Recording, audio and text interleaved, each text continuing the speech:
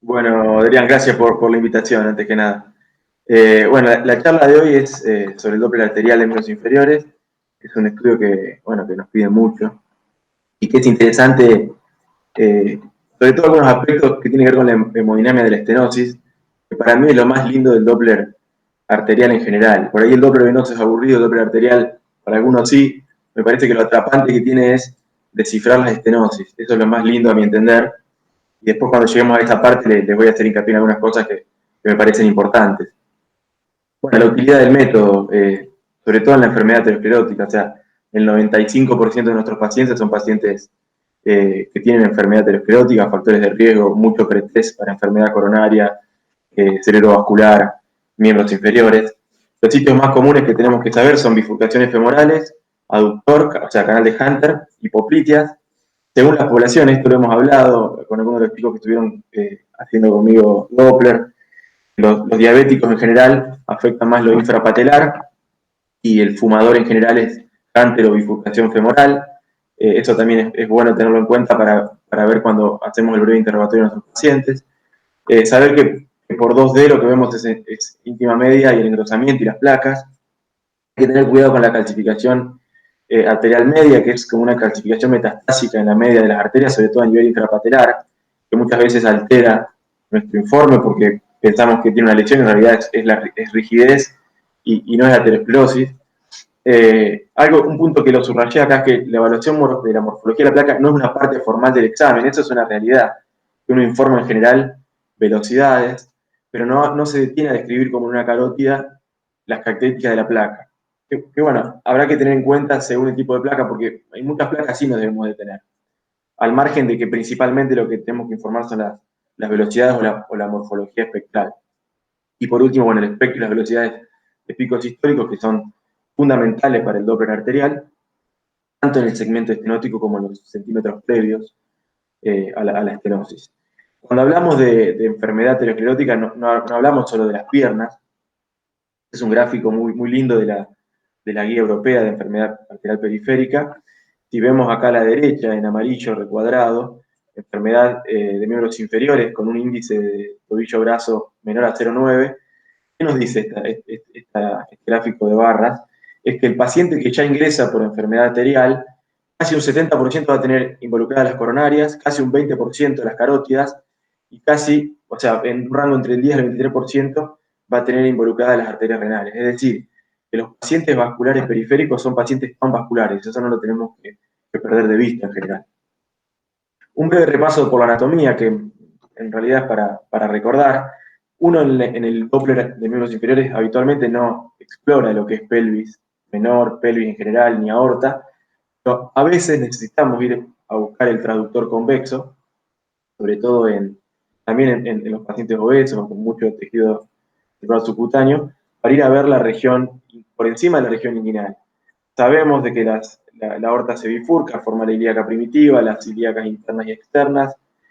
Bueno, la externa da ramas circunflejas, da la epigástrica inferior, y después cuando pasa la arcada plural, transforma en la femoral común.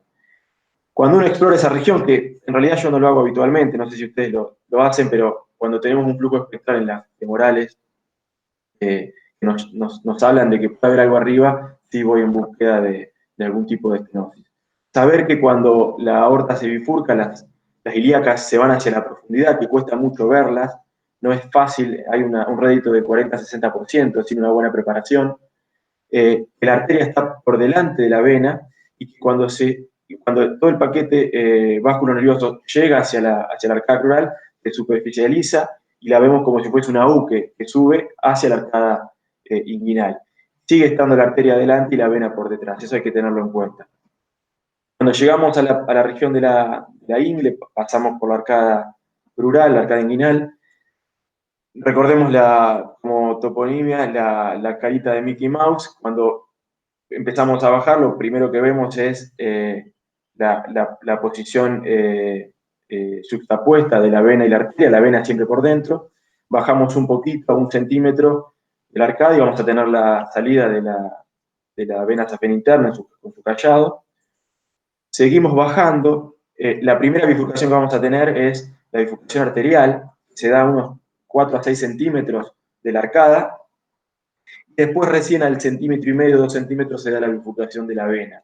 Esto como parámetro anatómico, como para tenerlo en cuenta, para no confundirnos. Recordemos que va rotando la arteria y a medida que descendemos por el muslo, la arteria se hace más superficial y la vena más profunda, y a medida que llegamos al canal de Hunter y al hueco popliteo, como uno el análisis lo va a hacer desde la parte posterior, la arteria queda profunda y la vena es superficial. Eso no lo perdamos de vista.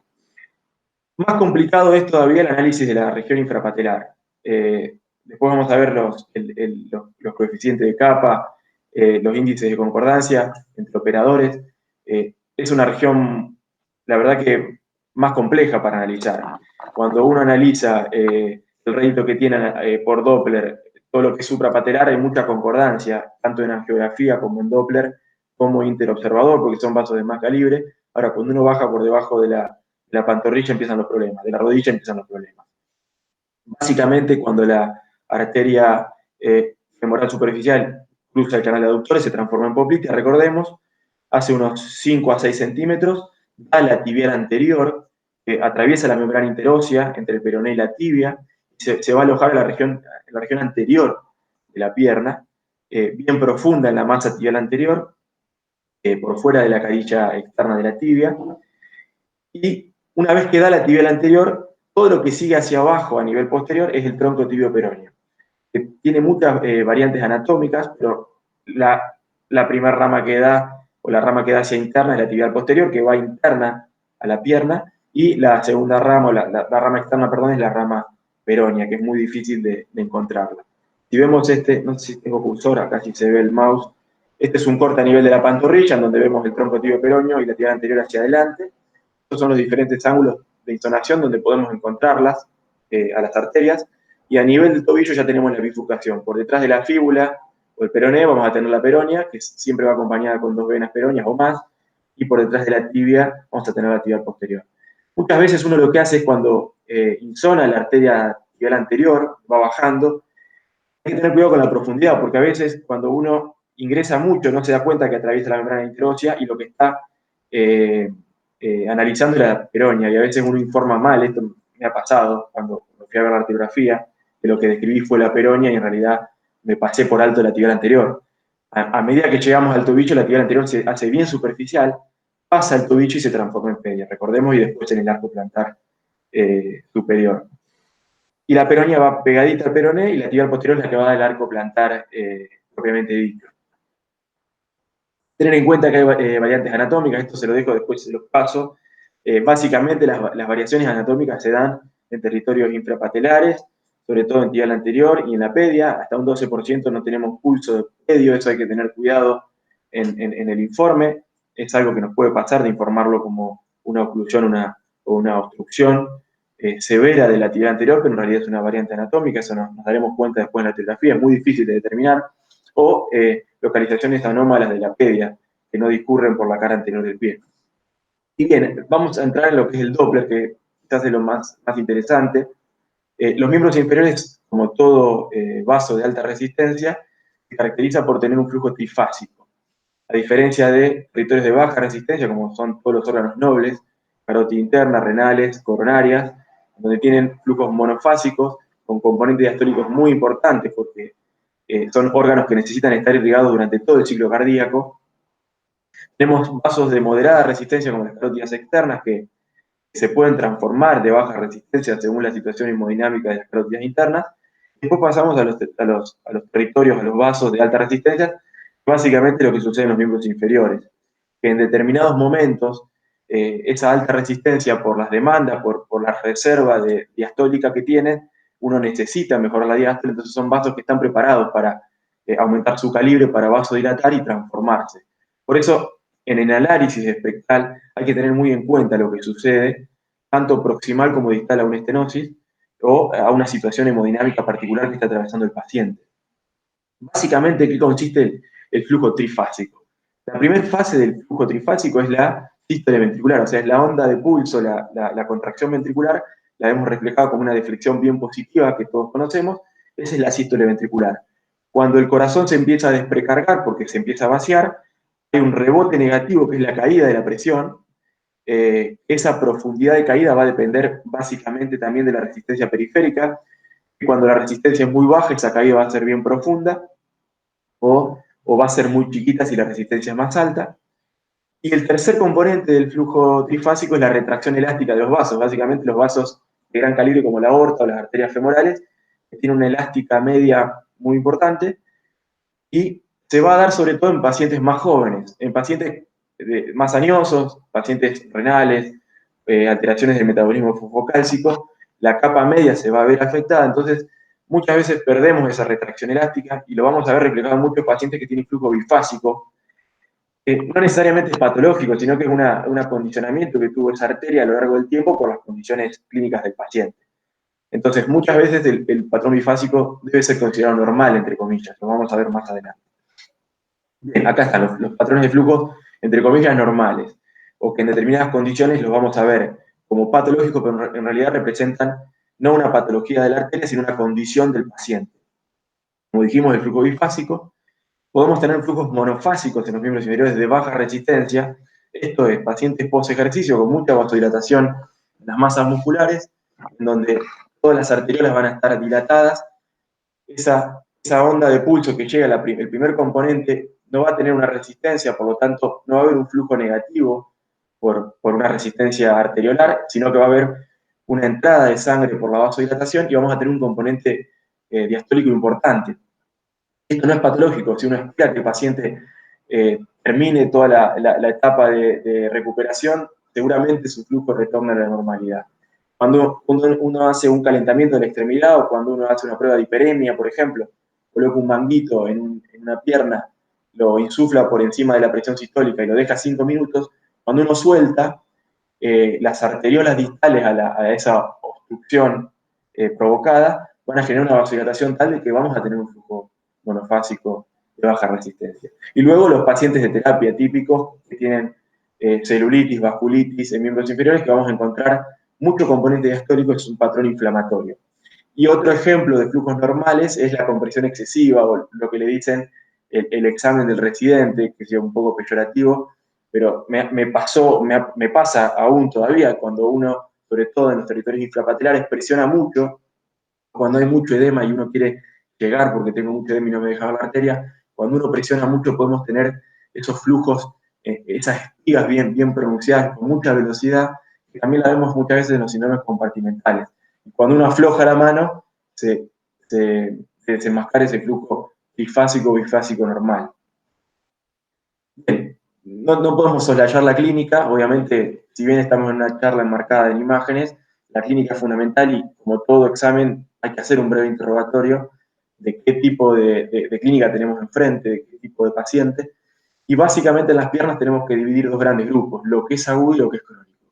Cuando hablamos de enfermedad aguda de las piernas, hablamos básicamente de la etiología tromboembólica. Que según el rango etario, cuanto más edad uno piensa más en algo, en lo agudo, más embólico, cardioembólico, por ejemplo, una fibrilación auricular. En pacientes más jóvenes uno puede pensar en un mixoma, puede pensar en un debris. En general, las embolias cardíacas, cuando van a un territorio que no es cerebro, el mayor porcentaje va a las piernas y no tanto a los miembros inferiores, y en general se enclavan o se depositan en las bifurcaciones femorales. Vamos a tener dolor agudo, obviamente, crisis de cianosis, frialdad, empezamos con parestesias y después la impotencia funcional motora. Acá puse un ejemplo de un ecocardio donde tenemos un trombo, que sería de buena práctica cuando tenemos una presentación aguda, referírselo al médico derivador y pensar en causas embólicas. Y este es un ejemplo de un estudio que hice una vez que me llamó la atención, que en una femoral que ve una placa que está ulcerada. Vemos el flujo laminar y vemos hacia la boca de la úlcera un flujo en azul, o sea que se mete. No me pasa de haber seguido una úlcera, un paciente totalmente asintomático que concurría para un control y tenía una úlcera. Esta es una causa muchas veces, una placa ulcerada de una ateroembolia local o una placa accidentada. También tenemos que pensar en los aneurismas popliteos, que están presentes de manera asintomática y muchas veces de manera aguda se trombosan. Entonces hay que pensarlo también en la patología aguda cuando es intrapatelar. Y en lo crónico, que es lo más frecuente que vemos, es la placa estenótica, aterosclerótica, que va aumentando, que genera claudicación intermitente La claudicación por lo general no es en reposo, obviamente, es en el esfuerzo. Pueden tener pulsos conservados. Cuando un paciente viene a consultorio, también es de buena práctica tomar los pulsos, pero muchas veces un pulso conservado, cuando funcionalmente se ponen movimientos a pierna, la estenosis se vuelve significativa, entonces el pulso a veces nos engaña. Tenemos pacientes con dolor en reposo, esa es la isquemia crítica, es el dolor en reposo, que es el paciente que se tiene que sentar porque acostado le duelen las piernas, al sentarse aumenta por la gravedad la presión en los miembros inferiores, mejora la circulación lateral y la vasodilatación, y el paciente mejora, tiene cambios de coloración, livideces, y bueno, un estadio más avanzado es el trastorno trófico distal. Y después hay casos de pseudoclaudicación, sobre lo más importante, lo más común que vemos es problemas las lumbalgias o los problemas lumbares. Bien, hay una clasificación que se las menciono, que no hace falta ahondar, que es la clasificación de Fontaine o la de Rutherford, que son análogas, que a mayor estadio, mayor gravedad de la enfermedad arterial periférica, la dejo a colación para tener una escala. Yo no las uso mucho, pero los cirujanos en general las tienen para catalogar a sus pacientes. En general yo no los informo cuando hago un informe porque me aboco básicamente al Doppler espectral. Algo que nunca hacemos, sinceramente, lo digo con total sinceridad, salvo que nos pidan, es el índice tobillo-brazo, que es un método barato, accesible, rápido y tiene una sensibilidad buena, grande. Una sensibilidad que supera el 75% para enfermedades más del 50% de miembros inferiores, con una especificidad que se arrima al 90%. Es barato, quizás por eso no se use, muy pocos médicos lo usen, pero es un método que nos permite comparar la diferencial que hay de presiones entre los miembros inferiores con los miembros superiores. Fisiológicamente, la presión de los miembros inferiores es un poquito más alta a la de los miembros superiores por la expansión de la banda de pulso, por la retracción elástica de las arterias, y un índice tobillo-brazo, que es la sistólica de las piernas con la sistólica de los brazos. En general, el valor normal va de 1 a 1.2. Cuando ese valor baja, es decir, la presión de los brazos es mayor, porque lo que disminuye es el numerador, es mayor a la presión de las piernas, ese índice baja, va a haber un gris entre 1 y 0,9, y cuando está menos de 0,9 tiene un rédito mayor todavía para enfermedad arterial periférica. No nos dicen qué sector de todo el árbol de las piernas está la enfermedad, pero nos habla de que hay enfermedad arterial. Esto básicamente es un estudio de primera línea y además tiene un valor pronóstico muy bueno, tanto para eventos cardiovasculares a corto y a largo plazo como para mortalidad. También lo van a conocer como índice de Chao. Pero también, no solo para determinar pronósticos, sino también para, por ejemplo, vamos a ver más adelante, para valorar puentes o bypass fémoro-oblíteos o bypass de miembros inferiores, porque la variabilidad de un índice previo a la revascularización a post-revascularización también nos habla de mal pronóstico. Cuando tenemos índices muy altos también, eso no es patológico, más de 1.4, sobre todo en añosos, en diabéticos que tengan mucha rigidez arterial, se vio que la tasa de eventos es muy alta cuando el índice supera el 1.4. Básicamente, ¿cómo se hace? Se coloca un manguito por encima de la arteria, tanto en la pierna como en los brazos, se mide la presión sistólica máxima hallada de uno de los dos brazos, y en las piernas uno lo que hace es tensar territorio tibial anterior y territorio tibial posterior, y se queda con el valor más alto. Uno puede analizar por territorio de arteria o se queda con el territorio más, el peor índice para informar al médico derivador. Bien, no me pasa la diapo. Se escucha bien, Derian, ¿no? Acá. Y bueno, y llegamos a la parte creo que más interesante de la charla, que son los patrones espectrales.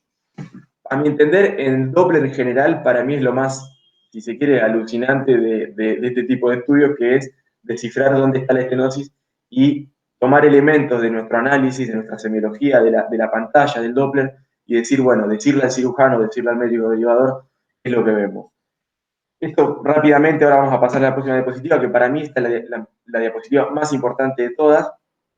Traigo el ejemplo de un embalse, este es el dique Los Molinos en Córdoba, muy conocido, que grafica qué es lo que sucede cuando hay una obstrucción hemodinámicamente significativa. Lo que tenemos en el embalse en realidad es el flujo que llega, o sea, viene por vamos a hacer de cuenta que tenemos una obstrucción a nivel femoral superficial en el Hunter, entonces el flujo que llega hacia la femoral común, se dirige por un flujo laminar, y cuando va llegando a la zona de la estrictura de la estenosis, se produce un cuello de botella. Esto básicamente se remonta a lo que es la ley de continuidad, la conservación de la energía, la conservación de la masa, como quieran, todo esto llega a la ecuación de continuidad, es que todo flujo que pasa por un diámetro, para poder mantenerse al final del circuito, tiene que mantener. Si no mantiene las características del diámetro, tiene que aumentar las velocidades, o viceversa, si aumenta el diámetro, baja la velocidad. Esa ecuación de continuidad en un modelo ideal se mantiene y uno lo traspola al modelo biológico, tanto en válvulas aórticas como en carótidas como en piernas. Básicamente, cuando uno entiende la hemodinámica de la estenosis, es lo mismo en piernas, en un brazo, en la válvula aórtica, o sea, básicamente es lo mismo, o en una válvula mitral, por ejemplo, por otro método, pero utiliza la ecuación de continuidad. Cuando uno llega a la región de la estenosis, ese flujo empieza a minorar, o en un embotellamiento, en un peaje, los autos aminoran la marcha, baja la velocidad, que es lo que vamos a ver después en los signos indirectos, pierde diástole, o sea, aumenta el índice de pulsatilidad, y cuando tiene que pasar por el lugar de mayor estrechez, que es la estenosis, o lo que también llamamos en ecocardio la vena contracta, que es la zona más estrecha con mayor velocidad, la velocidad aumenta, que es lo que sucede en un dique cuando pasa por las turbinas del agua, la velocidad aumenta y alcanza altas velocidades. Ese es el lugar directo, donde hay signos directos de la estenosis. Y después, río abajo del dique, cuando ya pasó la estenosis, tenemos los flujos dampeados o amortiguados, o los famosos parvus tardus o pozos. Todos estos elementos, cuando uno hace una valoración de una estenosis, en las piernas tienen que ponerse en la balanza, porque no solamente la máxima velocidad nos va a servir, sino que los otros son fundamentales. Ya vamos a ver por qué. Por esto, básicamente. En el año 79, Spencer y Reid describen lo que es la curva de Spencer, que ellos hacen un modelo experimental en un tubo rígido y lo van estrechando y van viendo cómo se comporta el flujo y la velocidad de esa disminución del calibre, y vieron que a medida que aumentan la estenosis, cuando uno llega al 80, más del 70, pero cuando uno llega al 80, 90, las velocidades suben a un nivel máximo, para luego descender. ¿Qué quiere decir? Que después de una estenosis de un 80, 90%, las velocidades bajan, eso se da por una caída del volumen minuto, por el volumen de flujo. Entonces, ojo, porque muchas veces vamos a ver que tenemos signos indirectos previo a una estenosis, no vamos a encontrar la velocidad máxima, nos vamos a cansar de buscarla y no la vamos a encontrar. Eso se debe a la ley de Spencer. Cuando hay estenosis muy grandes, baja el volumen minuto, no se cumple esa ley de continuidad, porque ese flujo se va por colaterales, cae el flujo en la arteria en ese lugar de estenosis, entonces no vamos a encontrar una velocidad de 4 o 5 metros. No por eso no hay una estenosis significativa. Entonces, ojo con esto, hay que tenerla en cuenta. Bien, entonces, decimos, si uno analiza la curva, vemos que el volumen se mantiene constante hasta estenosis del 70%, y a partir de ahí el volumen empieza a caer. Aumenta la velocidad, pero como les dije, 80-90% de estenosis, la velocidad cae. Ojo en esta zona crítica, de estenosis crítica, en donde no vamos a tener velocidad. Otra de las confusiones también que se prestó durante un dilema entre diámetro versus área, sobre todo por la angiografía, porque nosotros en el Doppler valoramos una imagen uniplanar, o sea, hacemos un corte longitudinal, muchas veces hacemos un corte tangencial de la arteria, en la placa. Entonces no se informa más diámetro de la estenosis, tampoco informamos área, sino que básicamente nos abocamos a informar velocidades, porque eso ya está estipulado por Spencer, que una velocidad tal va a estar relacionada con una estenosis de área, medido por área, tal. En general esta pelea se daba con la angiografía, porque el patrón oro o el gol estándar es la angiografía. Ellos utilizan una imagen uniplanar, pero la superponen con una imagen ortogonal, entonces recrean una imagen ortogonal biplanar y pueden tener una precisión mayor. Ellos sí evalúan por ahí el diámetro, y sabemos que una reducción de diámetro por un análisis biplanar del 50% se relaciona con un área del 75% por Spencer. Pero ojo con esto, porque también la geografía tiene sus limitaciones, sobre todo en territorios infrapatelares. Nosotros como ecografistas lo que tenemos que hacer es informar velocidades y atenernos a describir lo que vemos, y a partir de ahí elucubrar cuál es el tipo de estenosis que creemos que estamos enfrente. Este cuadro que está arriba a la derecha es importante, es el coeficiente de Kappa. No sé si escucharon hablar. El coeficiente de Kappa lo que mide es un coeficiente que valora la variabilidad que hay de un método para un determinado valor. Por ejemplo, yo agarro 10 pacientes con una estenosis femoral y pongo 2 operadores y va a haber una variabilidad interoperador para describirme esa estenosis. Cuanto más cercano a 1 sea ese valor de capa, más concordancia hay en el coeficiente. Entonces, si uno analiza, cuando uno se remonta a lo que es aorta ilíaco, femoral y popliteo, fíjense que el nivel de concordancia es muy bueno. Ahora, cuando uno empieza a bajar el territorio intrapatelar, que acá radica el problema más grande del Doppler, la concordancia se pierde y es mala, es muy mala. Hay mucha variabilidad intraobservador e intraobservador. Yo hoy le hago una tibial posterior, la informo del 75, y mañana le hago y la informo del 50. Ese coeficiente es malo. Entonces, es una de las limitantes que tenemos en el Doppler. Y la sensibilidad y especificidad también cae cuando uno baja por debajo de las rodillas. Fíjense que por arriba de las rodillas, la sensibilidad y la especificidad contra el patrón estándar, que es la geografía, es muy bueno. Todo arriba del 80% con especificidades que llegan al 100%. Es decir, que es el método estándar el Doppler y no se pide de rutina una radiografía a un paciente que sufre rehabilitación, sino que el método estándar es el Doppler. Bien, ahora vayamos a analizar cada uno de los componentes de esa diapositiva del dique.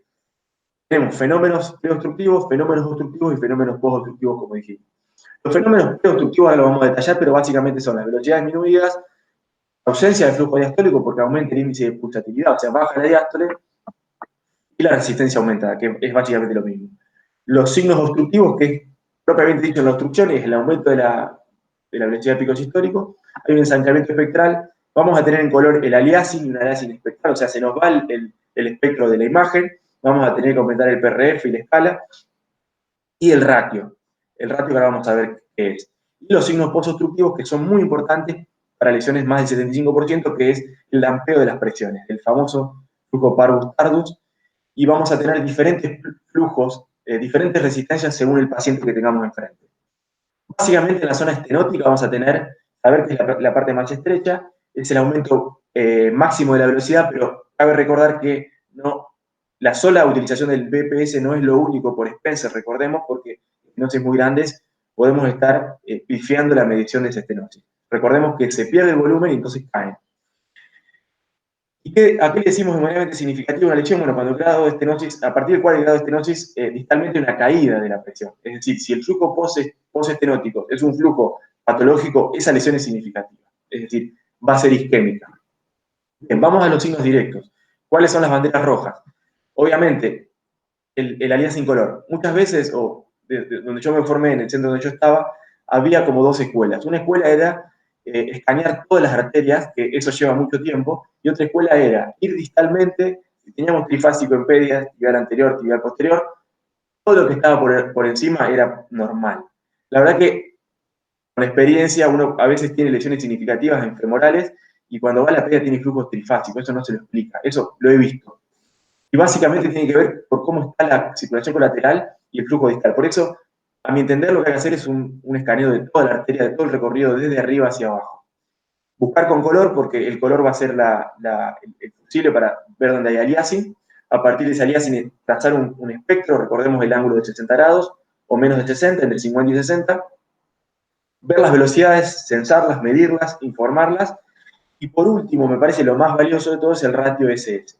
Sabemos que están nomencladas las velocidades de los miembros inferiores, velocidades más de 120 nos tienen que llamar la atención, pero muchas veces tenemos pacientes que están hiperdinámicos, hipertiroides, con fiebre, inflamados. Esos pacientes necesitamos tener un ratio, es decir, su propio estándar. ¿Qué pasa en la estenosis? ¿Qué pasa a los 2 a 4 centímetros previos de la estenosis? Es donde medimos el ratio. Y básicamente el ratio nos despeja un poco las dudas cuando no tenemos una medición concordante en la velocidad del sistólico, porque nos va a decir básicamente si esa velocidad que era previa es 4 veces menor. Cuando esa velocidad en la estenosis es 4 veces mayor, básicamente definimos lo que es una estenosis hemodinámicamente significativa. Eso es muy importante. Cuando vamos a los signos indirectos, tenemos los cambios proximales, por río arriba, en ese embalse, el agua que estaba estancada en el embalse, y ahí lo que vamos a tener velocidades disminuidas, es lo que llamamos el flujo en pinito, como una llama, lo vemos como una llama bien rápida, sin diástole, con velocidades muy bajas, o sea, esa presión que venía en ese primer componente se ve mermado porque tiene un stop. Eso lo vemos 2 a 4 centímetros previos. Perdemos la diástole porque no tenemos ese componente de vasodilatación, que sí lo vamos a ver después, y las resistencias van a estar aumentadas. Nos tiene que llamar poderosamente la atención cuando tenemos esto. Venimos por la femoral, trifásico, bifásico, y de repente vemos ese flujo en llama. Ahí tenemos que decir, acá pasa algo bajo. Bien, y cuando seguimos bajando nos encontramos con los signos directos. Esto es lo más importante de los cambios proximales. Y los cambios distales, que son también muy importantes para corroborar los cambios de la estenosis propiamente dichas, que son el dampeo de las presiones, y vamos a tener dos tipos de flujos. Primero, el parvus tardus. ¿Qué significa? Parvus porque cae su tamaño, porque tenemos poco flujo. Tardus porque el tiempo al pico, es decir, desde que arranca el ascenso hasta el pico, ese tiempo en milisegundos, sabemos que más de 100 milisegundos ya empieza a ser patológico, pero cuanto más demora, más de 140, a más demora, más especificidad del tardus. Entonces, es un signo también muy importante cuando tenemos un flujo muy diastólico infrapatelar. No sabemos si es un parvus tardus o si es que está vasodilatado. Entonces, medir el tiempo al pico, el tiempo de retardo, el tiempo de aceleración, ese tiempo es muy útil para ver si en realidad es un cambio indirecto distal a una estenosis. Es muy importante. Tenemos dos tipos de flujos post-obstructivos. Uno de baja resistencia y uno de alta resistencia. El de baja resistencia es el convencional. Vamos a tener todo diástole en todo el ciclo cardíaco. Son pacientes que hacen mucha vasodilatación periférica, que tienen rubicundíes en la piel. ¿Por qué? Porque todo el lecho distal se prepara para mejorar la extracción de oxígeno, entonces se vasodilata. Pero en pacientes diabéticos, renales, con mucha rigidez arterial, esa reserva de dilatación se pierde, entonces no vamos a tener componente diastólico. Ese es un flujo post-obstructivo de alta resistencia. Ojo, hay que tenerlo en cuenta también. Bien, y también los efectos secundarios de una estenosis. Muchas veces venimos censando con color y vemos que tenemos muchos vasos colaterales. Eso nos tiene que llamar la atención porque puede estar pasando algo a nivel distal. Cuando tenemos muchos vasos colaterales, mucha cantidad de vasos, el tamaño, la velocidad de esos vasos, no hay que prestar la atención, pero sí hay que tenerlo en cuenta. Nos está avisando que hay algo abajo. Cuando seguimos bajando, muchas veces la arteria que estamos censando tiene flujo invertido, como por ejemplo esta imagen que tenemos acá. Tenemos una oclusión de una femoral, tenemos una colateral que llega, la vemos en rojo, tenemos un flujo en azul que se viene. Eso es un flujo invertido, es decir, se metió por una circulación colateral a nivel distal y subió. Eso nos tiene que avisar de que hay una oclusión, o sea, una obstrucción del 100%. Y una disminución de la pulsatilidad, o sea, disminución de la resistencia al flujo. Este es un ejemplo de una arteriografía donde tenemos una obstrucción en una femoral superficial, la cantidad de vasos de colaterales, y tenemos cuando se la trató y cómo esas colaterales no es que desaparecen, sino que se colapsan por una cuestión de resistencia, por ley de Ohm. Los vasos van hacia un territorio con menor resistencia, es decir, se van hacia la arteria que se repercutió y esas colaterales se colapsan. Si hay una obstrucción, esas colaterales se vuelven a abrir, lógicamente, no es que desaparecen. Y viendo estas colaterales, uno a veces entiende cómo, en una obstrucción significativa a nivel femoral, podemos tener un flujo bifásico a nivel distal, porque a veces es tal la magnitud de las colaterales que recupera el flujo a nivel distal, y por eso yo digo que hay que escanear toda la arteria. A veces nos podemos estar comiendo una estenosis significativa más arriba. Bien, y esta tabla se las dejo, es la última guía del consenso de Doppler vascular de la Sociedad Argentina de Cardiología, que establece valores de estenosis a partir del cual consideramos significativas o no. Es decir, una placa de más del 75% la consideramos cuando el BPS es más de 3,80 o un ratio de más de 4. O sea, un ratio de más de 4, por ahí es lo más específico, tenemos una estenosis significativa, o sea, contra el propio estándar. Y ni hablar en los cambios distales, una onda amortiguada, un retardo al pico de más de 100 milisegundos, de lo que hablábamos, y una reducción de la pulsatilidad. Conclusión, no vamos a tener volumen BPS, porque no tenemos flujo, y tenemos todavía más aplanamiento. Muchas veces vemos un flujo pedio, por ejemplo, que parece venoso, con un leve ascenso, y en realidad es un flujo muy aplanado, muy dampeado, que es por una oclusión y no tenemos una buena circulación colateral. Después están las lesiones intermedias, entre 2 y 4 de índice de ratio, vamos a tener las lesiones moderadas, que según o no pierdan el componente diastólico, a mayor pérdida del componente diastólico, mayor severidad de la estenosis. Esta tabla se las dejo porque yo sinceramente cuando tengo una estenosis agarro el celular y la reviso. Todo el tiempo tengo que estar revisando porque una vez se pierde y necesita ir a buscar la tabla para poder informarla con mejor exactitud. Bien, pasamos a otro tema, un poco ahora un popurrí de cosas de miembros inferiores, pero me parece que lo más importante creo que era lo anterior. Todo lo que viene ahora es un poco son misceláneas, y este tema que sí es importante es la vigilancia de la posrevascularización. O sea, le mandamos el paciente al cirujano, le decimos que tiene una estenosis, y el cirujano nos devuelve el paciente para que le reevaluemos esa revascularización. Entonces el Doppler es fundamental en este caso, tanto para valoración de bypass como de stent o trombectomías o embolectomías. Confirma la permeabilidad del injerto de la endoprótesis, reevaluamos lesiones nuevas o residuales, evaluamos la posibilidad de trombosis, que es un fenómeno que se puede dar en los primeros meses de un injerto, y el seguimiento de aquellas lesiones que no han podido ser revascularizadas. Recordemos que la onda espectral debe presentar en general en un injerto o en un stent las características del vaso nativo, o sea, uno no lo debería perder, y tiene que ser una luz de alarma a las velocidades más de 300 milisegundos, no de 380, sino más de 300, o velocidades menos de 45 milisegundos. Esa velocidad muy baja nos habla de que hay un riesgo inminente de oclusión y de trombosis de la prótesis. Un paciente que hay que internar en general. Bien, ¿qué tipo de prótesis tenemos? Esto me parece importante porque cuando hagamos la semiología de la pantalla, veamos el tipo de prótesis, un poco entender. Primero, antes que nada, es fundamental que los pacientes, el cirujano, eso no está muy instaurado, pero a veces cuesta encontrar el puente, y sería bueno de buena manera que el paciente venga con una epicrisis o con una ficha dónde está el puente. Yo he pasado una hora con un paciente sin poder encontrarle la prótesis, me ha pasado, y tener que informar que no la encuentro. A veces están trombosadas y cuando es una vena autóloga trombosada no la encontrás. Por eso es muy importante que el paciente venga con esa ficha. Bien, los bypass pueden ser con vena autóloga, es decir, la vena safena se usa en general, es in situ, es decir, la devalvulan, como con unas bujías, o a veces las invierten, las sacan y las invierten para que la válvula pierda su dirección y la válvula no nos obstruya el flujo. ¿Cómo lo vamos a ver? En realidad se ve con paredes finas, vamos a ver dilataciones cuando es una vena autóloga, que son los senos que se provocan en las válvulas. En general son flujos trifásicos o bifásicos, porque es una vena distensible, es una prótesis propia. Y las prótesis sintéticas, que básicamente en el mercado hay dos, la de Dacron, que son corrugadas, y las del PTFE, que es un material que en general las que vemos son anilladas, tienen más rigidez, entonces por ahí los flujos no suelen ser trifásicos. Y la vamos a ver las de PTFE como una doble línea, ahí les voy a mostrar una imagen, muchas veces se confunden con un stent metálico. El stent en general es enrejado, lo vamos a ver cuando lo vemos tanto en el eje corto como en el eje largo, o tangencialmente. Vemos las rejas, los struts del stent, y en el PTFE se ve como un doble contorno.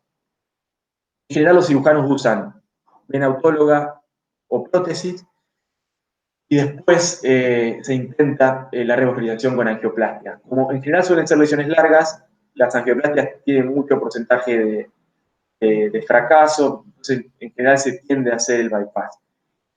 Y los stents que se utilizan en general son en regiones no flexibles, o sea, femorales, en regiones ilíacas. En regiones poquitas suele ser complicado porque la flexión me altera, me acoda los stents y eso puede ser un problema a futuro. La evaluación de un Fogarty, que no es más ni menos que mirar que no haya una retrombosis de la arteria que le dijimos que no está tapada. En cuanto a las anastomosis, hay proximales y distales.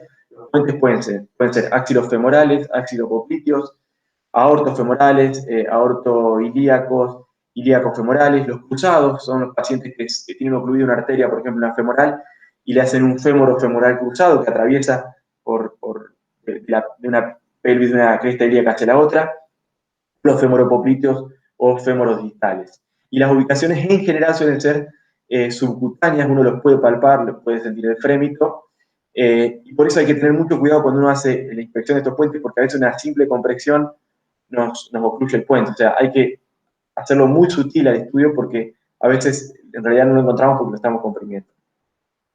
¿Y qué tenemos que valorar en el Doppler del puente? Acá tenemos una imagen de una prótesis de PTFE. Se ve con un doble contorno. Esa es la doble cobertura de teflón. Esta es una prótesis típica. Lo que hay que comenzar es ver el inflow de la prótesis, ver el flujo proximal. Tenemos que ver si hay un flujo normal signos indirectos que ya lo habíamos mencionado. Luego ver la anastomosis proximal, que hasta un 40-50% de estenosis es esperable que exista, un aumento de velocidades. Luego recorrer todo el trayecto, hay que hacerlo, hay que buscar velocidades más de 300 o menos de 45, que ya hemos hablado. Ver la anastomosis distal. Las anastomosis suelen ser los lugares de mayor problema, tanto porque hay un crecimiento de la íntima o porque suelen tener complicaciones que ya vamos a ver. Y por último, ver el flujo de salida. El flujo de salida es para ver los fenómenos río-abajo, o sea, los post-obstructivos. ¿Qué complicaciones tenemos en las prótesis? Bueno, básicamente las complicaciones que uno tiene que ir a buscar son las trombosis, que suele ser en los primeros meses. El paciente va a tener clínica que ocluye el puente. Vamos a ver material hipoecogénico. Y vamos a tener también como complicación las estenosis, que ya vamos a ver cuáles son los criterios. Muchas veces hay acodamiento de las prótesis. Vamos a tener los pseudoneurismas anastomóticos. Recordemos que pseudoneurisma, por definición, no tiene las 3 capas de una arteria, sino que es pérdida de sangre, se forma un hematoma y hay flujo que se extravasa. Esto genera una cavidad, que es el pseudoneurisma, y se suele dar en las zonas de las anastomosis, porque hay dehiscencias de sutura, porque se pierden, o muchas veces hay una infección y el germen se come la sutura, se pierde y la sangre sale y forma el pseudoneurisma. Y los hematomas y colecciones que ustedes saben muy bien cómo describirlos. Obviamente, infecciones, que hay que marcarlo en la clínica del paciente, y los sangrados. Hablamos de estenosis cuando hay más del 50% del área. Eso es un ratio más de 2 en una anastomosis o en el puente, eso ya nos tiene que prender la luz de alarma. Y cuando tenemos más de 300 de velocidad, menos de 40, o menos de 45 en el extremo, o un ratio con su propio estándar, previo a la liacina, a la estenosis, con la velocidad pico sistólico más de 3.5, no de 4, más de 3.5, hablamos de una estenosis más del 70%. Esta imagen de acá arriba es una prótesis que tiene un pseudoneurisma. El pseudoneurisma tiene el famoso signo de Chiniel-Yan o el flujo espectral de to and fro. Y vemos que hay un gap entre la prótesis y la arteria de salida, que es la femoral superficial. Todo ese trayecto, ese tramo, es todo pseudoneurisma. Sangró y generó el aneurisma. ¿Cuáles son los criterios? Bueno, criterios de alto riesgo, o sea, hablamos de alto riesgo de oclusión de un puente, de una prótesis, cuando es más de 300, más de 3,5 de ratio, una velocidad menos de 45. Ahora, acá el rol del índice tobillo-brazo también es importante. Si no podemos tener ninguno de esos criterios, podemos hacer el índice tobillo-brazo, y si ese índice tiene una variabilidad comparado al índice pre-revascularización de más de 0.15, es decir, si tenía 0.80 y ahora tiene 0.6, o sea, 0.20 de variabilidad, eso nos habla de que ese cambio es significativo y que la obstrucción es de más del 70%. La SAC establece una tabla que la pone a la par para tanto stent como prótesis. Y dice que una estenosis más del 70% es más de 300 o un ratio de 3.5. No da muchas vueltas, simplifica la cuestión y dice más de 3.5 de ratio o más de 300 de velocidad pico, pero hace en el texto la salvedad que una velocidad de menos de 45 centímetros barra segundo nos está hablando de un signo inminente de obstrucción. Ese paciente no se tendría que ir a la casa, y en general las guías de recomendación, las guías de cirugía, se recomienda anticoagularlo porque son pacientes que trombosan, el bajo flujo predispone la trombosis. Bien, sigamos con las complicaciones. Pasamos de la prótesis y vamos a las complicaciones, algo muy a menudo que vemos en hemodinamia, sobre todo por las pulsiones femorales. También lo vemos en las pulsiones radiales. Raro, pero se ve y lo hemos visto. Los pseudoneurismas. Otra vez los pseudoneurismas, que es la complicación más frecuente a nivel femoral, hasta el 8% de los pacientes. Acá hay una imagen a la izquierda de un pseudoneurisma. Vamos a ver el signo del Yin y el Yang, un flujo que es en vaivén, que entra el aneurisma y sale por el mismo lugar que entró, por un cuello. Cuando uno traza un Doppler espectral, vamos a ver un flujo en vaivén, sistodiastólico. Ese flujo es típico del pseudoneurisma y lo vamos a ver también en los aneurismas muchas veces. En este caso es una complicación de una intervención que es el pseudo. También lo vemos en la fístula arteriovenosa de diálisis, etc. Hematomas son muy frecuentes, hay que hacer el diagnóstico diferencial. El hematoma que vemos que tiene flujo adentro en general es un pseudoneurisma, o a veces un pseudoneurisma se terminó de trombosar y lo vamos a ver como un hematoma. Y las fístulas, que son más difíciles de ver, más raras de ver, pero que se ven, es el famoso flujo continuo. Si uno oculta, es un soplo en rueda de carro, o sea, permanente en todo el ciclo cardíaco vamos a tener flujo. ¿Por qué? Porque la arteria que tiene un flujo alto le transmite su flujo a la vena. Acá tenemos el ejemplo. Vemos que la arteria, tenemos dos fístulas que van hacia la vena, y la vena, como tiene baja resistencia, va a haber una especie de robo del flujo que tendría que ir a distal por la arteria, se manda por la fístula a la vena. Como tiene baja resistencia, ese flujo es sistodiastólico anterior, o sea, vamos a tener un flujo de alta velocidad con mucha diástole, como si fuese una estenosis. ¿Por qué? Porque la vena, al tener mucha capacitancia, todo el flujo se me va para la vena. Y esa imagen típica de fístula es patognomónico de la fístula. Y después tenemos que buscar también las disecciones. Hace poco vimos una disección de una arteria radial, de una angioplastia que se hizo por arteria radial. También hay que tenerlas en cuenta porque muchas veces diseca y también se trombosa. Y las trombosis, hablan. Y para ir terminando, un poco las misceláneas o a título informativo, tener en cuenta la patología no aterosclerótica de los miembros, que es el menor porcentaje, pero que puede pasar. No aterosclerótica, entre comillas, los aneurismas poplitos muchas veces se relacionan con la aterosclerosis porque la placa genera el flujo turbulento distal, un debilitamiento de la media y muchas veces estenosa. Muchas veces son pacientes que vienen con patología de la media en todas las arterias del organismo y suelen relacionarse con aneurismas en diferentes partes del cuerpo. Si uno hace un Doppler arterial de miembros inferiores y encuentra que una poplitea, un aneurisma, es decir, más de 1.5 el espesor previo de la arteria, es decir, que aumenta un 50% el diámetro de la arteria, eso se define como aneurisma. Si un aneurisma popliteo tiene más de 2 centímetros, es un aneurisma de alto riesgo y en general hay que cerrarlo. Suele ser bilateral en el 50%, o sea, hay que ir a buscar del otro lado, y se relaciona en un alto porcentaje, altísimo porcentaje, hasta un 40% con aneurisma de aorta abdominal, porque son pacientes que tienen trastornos de la media de las arterias. Bueno, ¿cómo lo vamos a ver? Como una dilatación, muchas veces están trombosados, eso es un signo que no está muy bueno, que se trombose, y habría que quizás apurar ese informe o avisarle al médico derivado. Después tenemos otros hallazgos no ateroscleróticos, pero que se relacionan con la aterosclerosis. Acá puse un caso que me compartió una amiga, de una mujer de 52 años, con un cáncer de la zona pélvica, no recuerdo de qué tipo, pero que le hacen rayos, y a los meses viene por claudicación. A los meses no, a los años.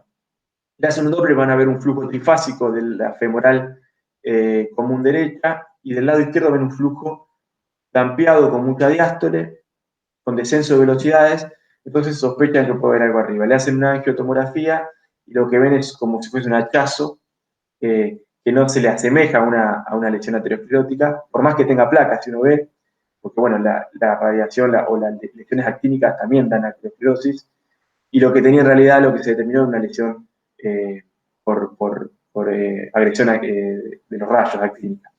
También podemos ver síndromes de atrapamiento en la región poplítea que pueden ser adquiridos o congénitos, en general por tejido, por tendones o por masa muscular que comprima la región poplítea, suelen ser dinámicos.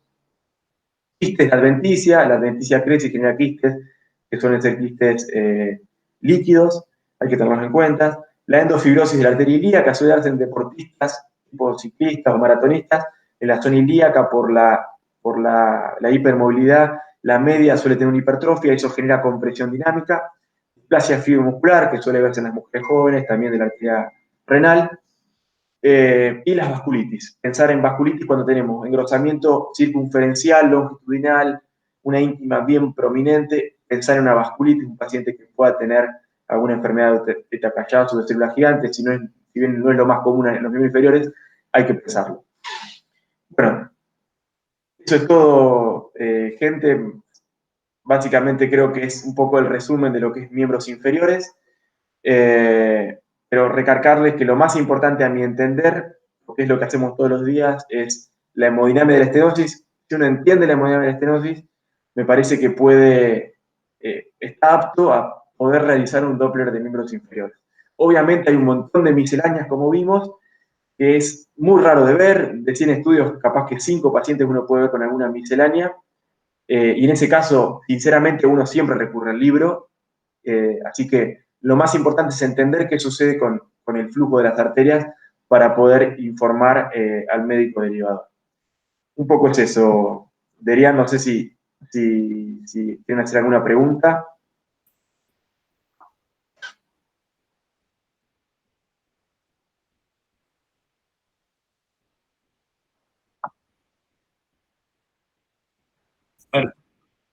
Muy bueno, se entendió muy bien. Muchas gracias.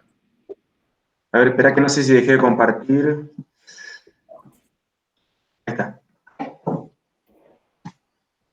No, buenísimo, Juan, la verdad muy conciso, muy clarito, puntual con los conceptos y la verdad que, bueno, faltará la práctica nomás. Sí, es práctica esto. Yo me acuerdo cuando hice el curso, el año recién empecé a hacer Doppler y bueno, me encontré con otra realidad, la teoría y la práctica, es totalmente diferente. Y las piernas, a diferencia de otros vasos como las carótidas, que como es un vaso que no tiene, la carótida interna no tiene colaterales, la ley de continuidad se cumple, entonces es más fácil por ahí determinar una estenosis o ser más claro, más preciso cuando uno lo compara con la arterio. En los miembros inferiores, la verdad que sorprende porque no se comporta, no es un circuito tan perfecto como la carótida, si se quiere. Entonces tenés mucho problema a la hora de determinar la estenosis y cuando yo voy a ver las arteriografías, a veces me pongo contento porque hago buenos diagnósticos y a veces digo, me tengo que dedicar a otra cosa. Pero creo que le pasa a todos. Seguro. Ah, buenísimo por el tiempo de explicación. Gracias, Juan. ¿Te puedo hacer una pregunta? ¿Me escuchás bien? Sí, te escucho, Eli. Tengo una consulta. ¿Viste, posterior a un procedimiento, tanto en miembro superior como en miembro inferior, en la parte arterial, tengo entendido que, por ejemplo, vamos a encontrar un flujo trifásico y eso se puede modificar, podemos encontrar Exacto. inclusive un bifásico, monofásico. Yo, a ver si decime si estoy mal, yo lo informo como monofásico, bifásico, o lo que vea, pero no me alarmo porque tengo entendido que es normal post procedimiento, pero hasta 48 Totalmente. horas puede ser, o lo Sí, espero un poco más, o qué te parece. totalmente. Mira, sobre todo si el paciente fue operado de manera aguda, o sea, si el paciente tenía una disquemia en curso, va a tener mucha vasodilatación, por lo tanto, es normal que encontremos flujos monofásicos o bifásicos o trifásicos con mucho componente diastólico, o sea, negativo. Eso es sumamente normal. De hecho, la Sociedad Argentina de Cardiología lo que recomienda es un procedimiento, no guiarse mucho con ese eco. Hay que hacer un eco al mes. Al mes uno se supone que normaliza. Recomiendan hacer unos 6 meses para buscar, porque en los 6 primeros meses el 80% de las complicaciones se dan en los primeros 6 meses. Y después al año, y después el seguimiento es anual. Es decir, lo que recomiendan es no guiarse mucho con el flujo, el espectro que tenemos en las primeras horas, sino que basarnos en el tiempo. Es súper normal lo que vos decís, Eli, y lo vamos a encontrar siempre. Lo que no sería normal es que el puente esté tapado. O sea, como recomendación, lo que tenemos que informar en las primeras horas postoperatorias es que la prótesis esté tapada. Es decir, si la prótesis está tapada, ya está, es fracaso, fue frustro. Ahora, si tiene flujo, ya está, el cirujano es suficiente. Después lo reevaluará 15 días, un mes, que al mes es lo que recomienda la Sociedad Argentina de Cardiología para tomar una recomendación, digo. Pero es así, tal cual. Perfecto. Bárbaro. Gracias, Juan. Un abrazo. No, por favor.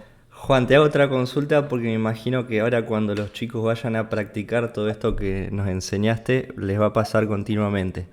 ¿Qué informamos, qué tenemos que hacer con el informe cuando vemos hemodinámicamente que hay una obstrucción, pero no la encontramos? O sea, por ejemplo, vamos a la femoral, a la poplitea y vemos que hay un flujo preestenótico, nos vamos a la tibial posterior, a la peronea, tibial anterior y vemos un flujo postestenótico, un tardus parvus.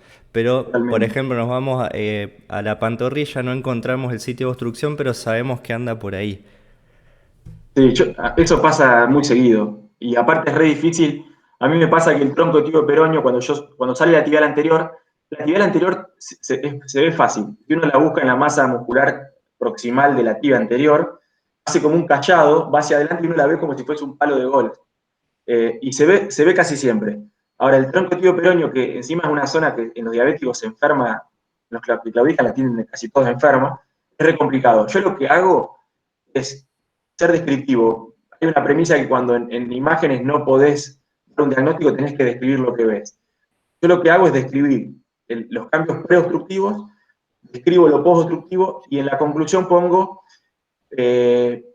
obstrucción barra oclusión o probable obstrucción barra oclusión del territorio tibio-peroneo. O sea, me remito a un territorio porque yo sé que ese paciente lo van a mandar arterio. Lo que necesita saber el cirujano es el screening para ver si ese paciente tiene o no lesiones, porque el valor predictivo negativo es alto del Doppler. Entonces, si vos tenés un flujo completamente normal, el cirujano no lo va a mandar a arterio.